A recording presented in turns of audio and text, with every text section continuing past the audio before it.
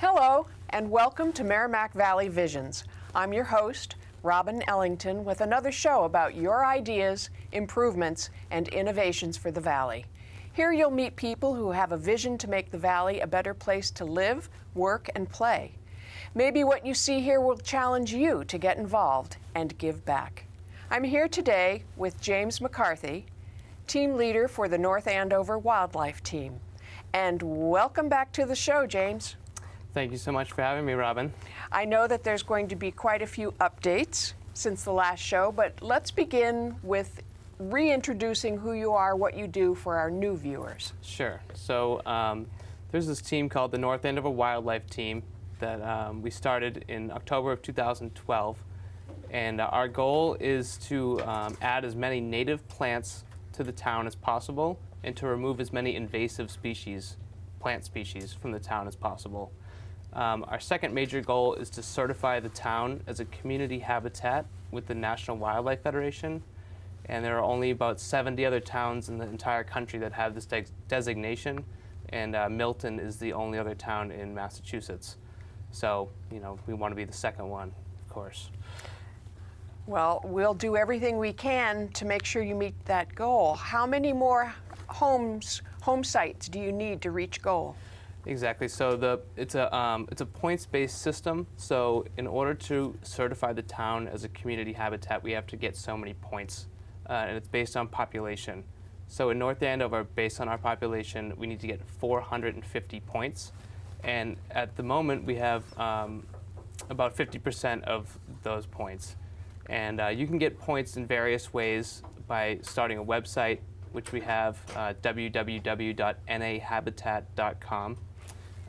Doing things like this, you know, doing some local TV shows, doing presentations. I'll actually be at the North Andover Historical Society on May 7th at 7 p.m. to give an hour-long presentation on this as well. And so there's a couple of different ways to get points. But also, the major way to do it is to certify sites around the town with the National Wildlife Federation. And you certify that they have food, water, and shelter for wildlife. Now, I have to tell you here, I've done my homework since we last talked, and I have certified my yard. That's excellent news. So how many points did you get for that? We got 1 point for that. Okay, so we have a lot of work to do. Yeah, but on the other hand, we have, like I said, about 50% of the total points we need. Because actually, we've done a lot of outreach, a lot of presentations with the website and all these things. So we have about 50% of the points, and the vast majority of those are the administrative points. What we really need now is homeowners to certify their homes like you did. And I think you can attest that it's a pretty simple process. It's very simple. I didn't have to do anything extra because it was things I was already doing. Right. So why don't we go over with viewers what that checklist is? Sure. So what you need is food, water, and shelter. And what that really means is you need native plants and basically a bird bath, and you're pretty much good to go. I remember reading too that you needed to you have things in your yard for birds to hide, so kind of bushy areas as well. Exactly. So, you know, a dense shrub will help birds escape from predators. So that's definitely something that'll help you out. But I think, you know, most homes in North Andover would have at least one shrub, and or many more. So what I like to say is basically what you need is an oak tree and a bird bath, and you're good to go. You're in. That's it. You got it. And so we have about maybe 50 houses at the moment, and we need 150. So we're getting there. And I've been doing a lot of personal outreach and going to people's yards, showing them what they can do, what kind of plants they can plant in certain situations. And that's part of the project that I like a lot, actually, is going out and meeting people and showing them what they can do to. So you're available for personal consultation? Is that what you're telling us, James? I could do it by appointment, of course, you know, in the evenings. And right now my July is looking pretty empty, so if people want, I can definitely come around. That's a and great take month for look. taking a walk outdoors, That's too. it, yeah, Yeah. in the evening. Yes. Yeah, definitely. So, Now, I remember you saying something in an earlier conversation about getting 100 trees. Tell me more about that. yep, so that's actually one of the benefits of signing up with the National Wildlife Federation is, you get their email blasts, and one of them was sign up for free trees. And so I said, okay, this was last fall, I believe I signed up for it. And I said, sure, why not? Let's get 100 trees. Let's see what happens. It's an application process, and but I think because we're doing this community habitat program, maybe we were on the inside track. All So right. they said, okay, yeah, here you go. Do you know anything about these trees? How big they are? What kinds of trees? Yep, so they're going to be 16 to 24 inches tall, so it's Oh. really, really small, little saplings. So anybody just moving into a house can mark they're moving in with this tree and watch it grow along with Exactly. their family. That's it. So yeah, like I said, they're going to be pretty small, which on the one hand is, they're going to be small. On the other hand, it's great that it's easier to plant. You only need to dig a small hole rather than plant a giant tree in your backyard. So what kinds of trees are they? So they're actually going to be red maple, black cherry, Ooh. and a cranberry. Cranberry, yep, exactly. Really? But I What is a don't. cranberry tree? But it's actually not a tree. That should be a shrub. I see. They actually, just before I came to this interview, they sent me an email saying that the trees I was originally going to get, I'm not going to get. I'm going to get these 3 types instead. They sound So- great. Yeah, I know, it sounds good to me. So a lot of those will work in kind of wetter areas, which is pretty good for North Andover. We have plenty of, kind of wet areas in people's backyards and stuff all around town. So it should work out great. So you're giving the town a present. Thank you very much. That's it. Now, you received some funding for some other projects, I understand. So tell me how you got that started. Yep. So last fall, as things started to wind down with planting, I realized I need to get my act in gear and get some funding going for 2014. So, like I said, last fall I went to actually Northern Essex Community College to their library, and they have a database, a couple of databases actually, that you can go to for free, and they show you all these different organizations that give grants, and you can sort it based on what kind of grants they are, who they give them to, if they're regional or national or local. So I did some research, and I found a couple of them I didn't get. This is my first try at trying to get some grants, but one of them I did. And it was for $1,500. It was for $1,500. This was a long time ago, so that was, that's going to be used for marketing materials, kind of a brochure, a sign at some of at one of the gardens, at least like an informational sign, and so Wonderful. And then, Congratulations. well, thank the you. first grant is always quite an achievement. Yeah, it was exciting, to get the email and say, there you go. I said, okay, great.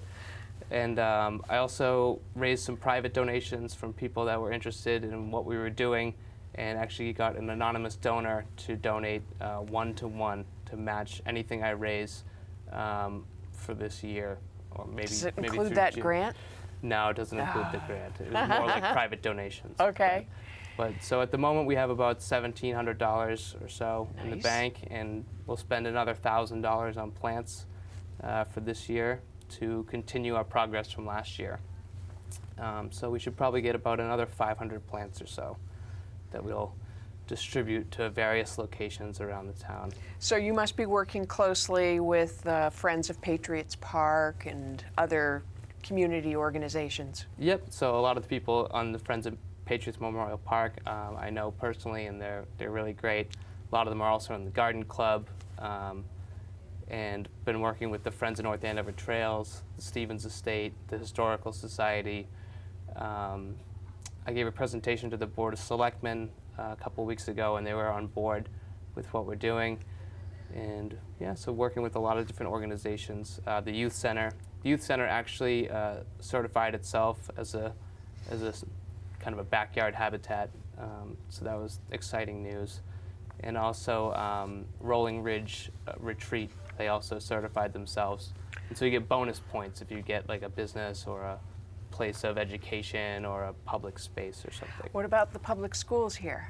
Yep, so actually this weekend we'll have a cleanup May 3rd at Atkinson School and May 4th at Thompson School. And last year we planted 55 plants at all 5 public elementary schools. And so that's part of the certification process too, is you need to have a minimum of 5 public schools. And so we already planted all these native plants there, and a lot of them already have bird baths. Only 2 of them need a bird bath, and that's in the plans. So, and they're all on board to be certified. So at the moment, only Franklin is certified, but the other schools are kind of waiting until after the spring cleanup and kind of going into the summer. Are you looking for volunteers for the cleanup, or are the kids pretty much filling that bill? Well, the parents are helping a lot, Yes. definitely. Yep. All the schools have great energy in the PTOs and in the administration and the teachers, and we definitely have plenty of help. That's mostly on the PTO side of things, organizing volunteers and things like this. But I understand you are looking for a volunteer, someone to help you with the website. You want to do some fine-tuning here? Yep, definitely. So we have the website, www.nahabitat.com. But if you go to it, you could see that I could use some tweaks, and I could do it myself. But I've never done it. I've never done it before. I created the website, but. So we're looking for a volunteer, and they'd be able to get in touch with James McCarthy by calling 978-857-2284. Great. Or also by email at jamesmccarthy87@gmail.com. Okay, so we'll make sure that we hook you up with somebody there. All right. So tell us about the plants people can put in their yards and gardens to provide a habitat for birds. I know an oak tree is number 1. Yep.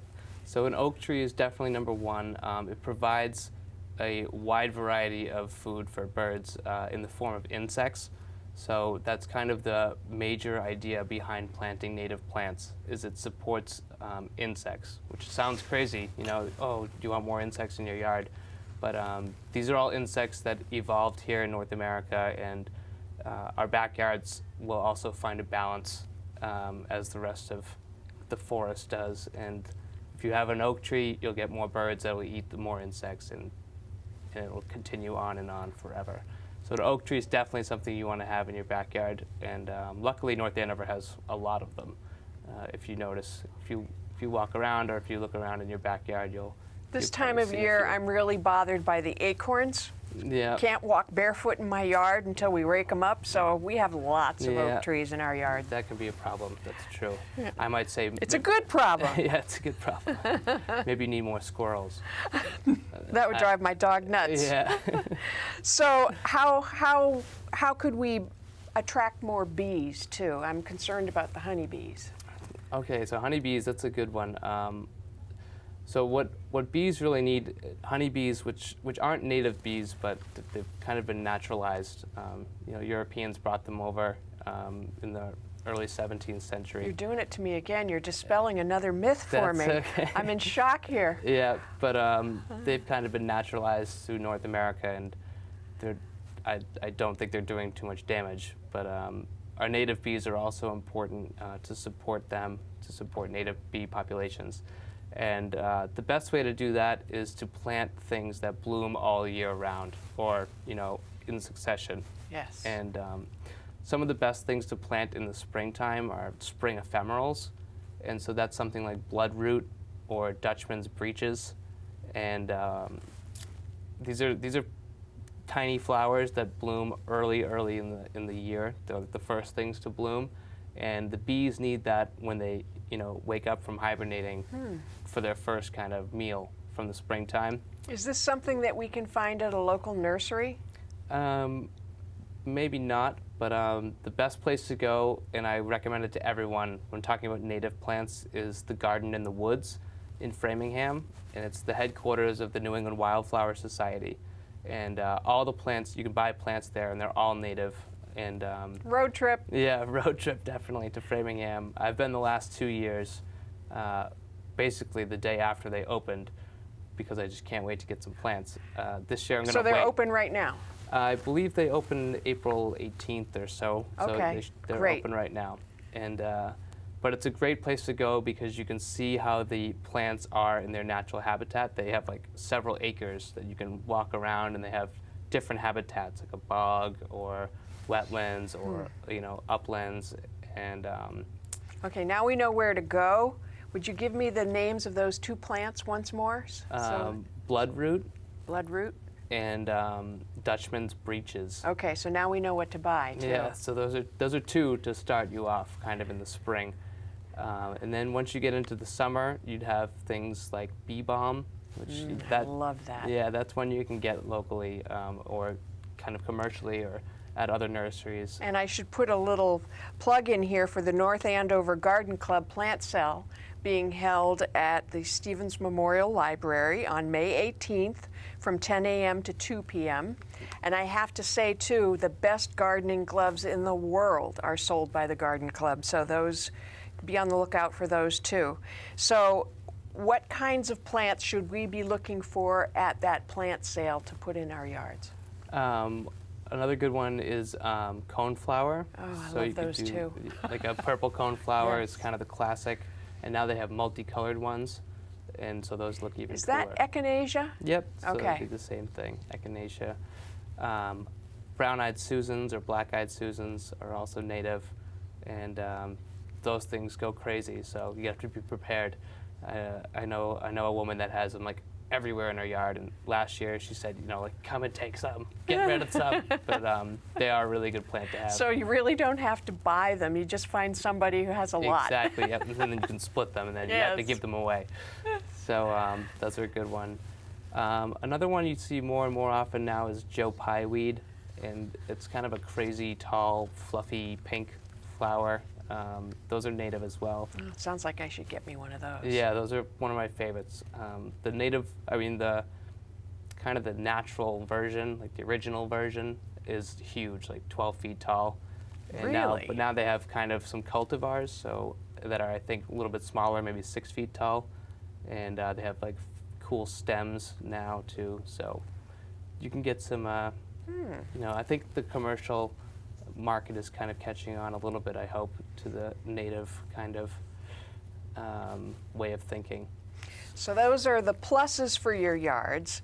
I understand that there are some minuses for the yards. I was on your website yesterday, and I saw there were top seven invasive species, and I was wondering if you could tell us a little bit about those. Yep, so there's actually probably much more, but these are good 7 to start with. I recognize 2 that are in my yard right now. I know, it's interesting when I go visit people's yards. I'll usually find at least 2, sometimes 3 or 4. In our backyard, we have at least 4 or so. So it's always a challenge to try and remove them. They're all pretty bad in various ways, but the one you'll see the most around town would be the Oriental bittersweet, and those are the vines that climb the trees and they actually pull the trees down.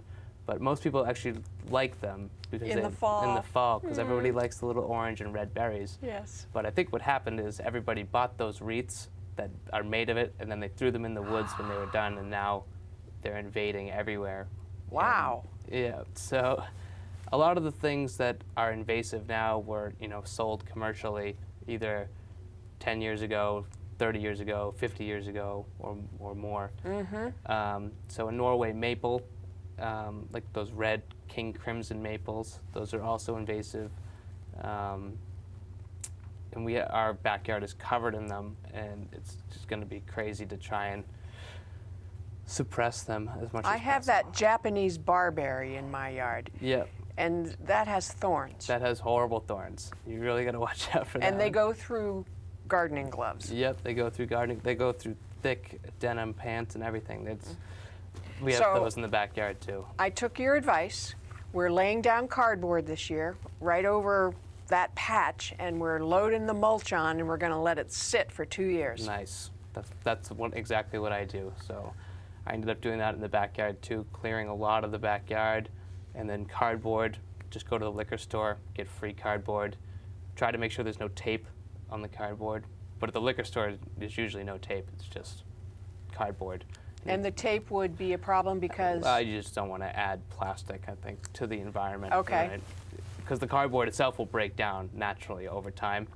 So if you add, like, 2 layers of cardboard on top of where the invasive species were, and then load it up with mulch, nobody knows the difference. It just looks like mulch. Yes. So that's kind of the long-term plan, and much easier than trying to pull everything out by hand or. Which we tried to do for 2 seasons in a row, and it doesn't work. It seems like it's the hydra, is it, that you cut off? Yeah, and then more sprout. Yes. Especially, that's the problem with the Oriental bittersweet, the vine that climbs the trees, is when you cut it, it sends signals to the root system to sprout out Yes. from the rest of it. So probably the best method, one of the best methods for that is actually pulling it out of the ground by the roots. And you'll notice it has like a crazy orange root, and so you can kind of follow it. Yes. But that's also, kind of backbreaking. So depends how motivated you are, I guess. But Okay, so any town projects you need help with? let's see. Well, we are in the very, very, very early stages. We haven't even met with Rick Gorman yet at the youth center, but we would like to do an invasive species removal project at the youth center. It's really just throwing ideas around at the moment, but hopefully he'll be on board, and hopefully we can get some other town departments on board. So that we definitely might need some volunteers for that, but that wouldn't be until probably this summer before we get everything. I bet there would be some kids interested in doing that too then. That's our hope. That's actually definitely our hope, get some kids involved and, keep them interested in the project long term, and they'll be able to see the results over the next, even a few years, just 2 years or so, they'll be able to see results. Future friends of North Andover Trails. It could be, yeah. And I'll also plan on doing some work at the Parson Barnard House this year, removing some more invasives. So last year, my father and I spent maybe 6 or 7 hours or so in July, about July 6th, I think. It was like 99 degrees and 100% humidity. And I had him out there working for 6 hours or so. So it might be good to get some more people involved in that. And, that's the type of place that, we should try and preserve just for our own sake. It's in our town, it's a historical building, and why not volunteer an afternoon to make it look a little better. Do you post these volunteer opportunities on your website? I will be, yeah. We also have a Facebook page, North Andover Wildlife Team, and that's where I post a lot of the updates, actually, rather than the website. The website is more like a resource to use to find information, rather than something Events. that's constantly updated. Exactly. Okay. So you mentioned too that you were looking for an AV student to do a documentary. So tell me what your ideas are in that area. Well, yeah, I thought it might be a good idea. This is something that is gaining steam, this idea of planting native plants, removing invasive species, and it might be a good idea for a student to get involved, and I think it would be a good subject to be creative and make a documentary. Follow you around town. Could be a day in the life. That's it. You film some wildlife, get some good exposure, film some birds and butterflies and stuff, and might be a good idea. I don't know if anyone's interested. And we would certainly be able to show some clips on a Definitely. future show. Definitely. So you mentioned too you want to come back in the fall because something's happening in the fall. Give me a sneak preview. Well, I definitely want to come back in the fall because all the plants we planted last year, they'll already have 1 year of maturity behind them, and I'm thinking this summer we're going to get some really great pictures, and I can't wait to kind of build our picture portfolio and come back in the fall and show you guys what we've done over 2014, over the growing season.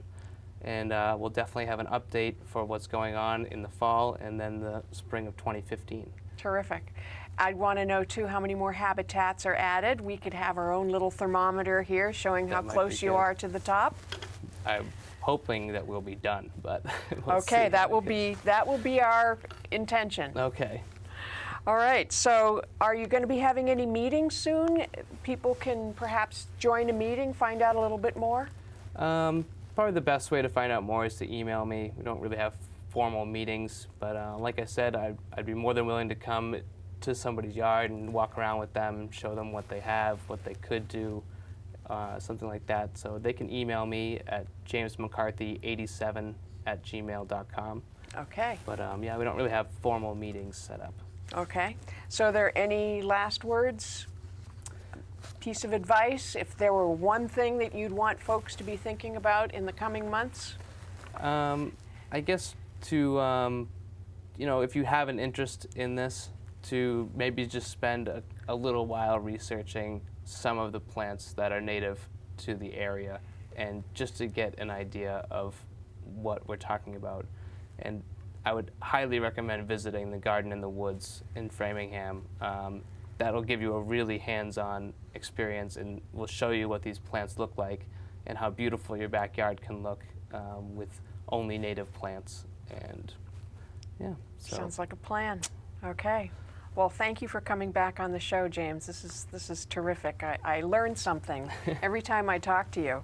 So I thank our guest, James McCarthy of the North Andover Wildlife Team, for joining us this week with his vision for the Valley and now your backyard and all the beautiful places to live, work, and play. And thank you, television audience, for joining me this week on Merrimack Valley Visions, a show about ideas, innovations, and improvements for the Valley. If you have a vision to make this a better place to live, work, and play, I'd like to talk to you. Call me about your ideas at 978-337-6826 or email me, rdeink@verizon.net. Then come on the show and share your vision for the Valley. Thank you for watching. I'm your host, Robin Ellington, and I'll see you next time on Merrimack Valley Visions.